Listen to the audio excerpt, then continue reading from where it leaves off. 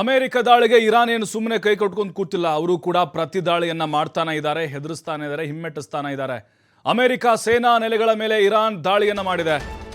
Ballistic ಕ್ಷಿಪಣಿಗಳು ಡ್ರೋನ್ಗಳಿಂದ attack ಮಾಡಿದೆ. ಈಗ America Iran ನಡುವೆ ದಾಳಿ ಮುಂದುವರೆದಿರುವಂತಹ ಹಿನ್ನೆಲೆಯಲ್ಲಿ ಘರ್ಷಣೆಯಿಂದ ದೂರ ಉಳಿದಿದೆ ಸೌದಿ ಅರೇಬಿಯಾ.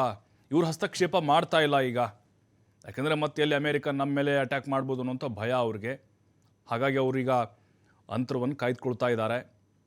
ಈಗ ಇರಾನ್ ಅವರು ಕೂಡ ಸುಮ್ಮನೆ ಕೂತಿಲ್ಲ. ಎಲ್ಲೆಲ್ಲಿ ಕತಾರು, ಬಹರೇನು, ಕುವೈತು ಮತ್ತು UAE ಕೆಲ ಪ್ರದೇಶಗಳಲ್ಲಿ ಅಮೇರಿಕದ ಸೇನಾ ನೆಲೆಗಳೇನಿದ್ದಾವೆ, ಕ್ಯಾಂಪ್ಗಳಿದಾವಲ್ಲ, ಮಿಲಿಟರಿ ನೆಲೆಗಳು, ಅವನ್ನ ಗುರಿಯಾಗಿಸಿಕೊಂಡು ದಾಳಿಯನ್ನು ಇವರು ಕೂಡ ಮಾಡ್ತಾ ಇದ್ದಾರೆ.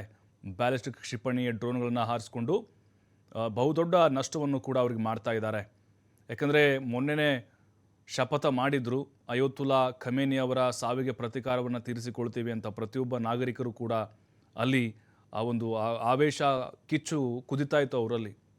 ಹಾಗಾಗಿನೇ ಇರಾನ್ ಏನು ಅವ್ರು ದಾಳಿ ಮಾಡಿದರು ಅಥವಾ ಹಿಂದೆ ಸರಿತು ಅನ್ನೋದು ಯಾವುದೂ ಕೂಡ ಇಲ್ಲಿ ಬರಲ್ಲ.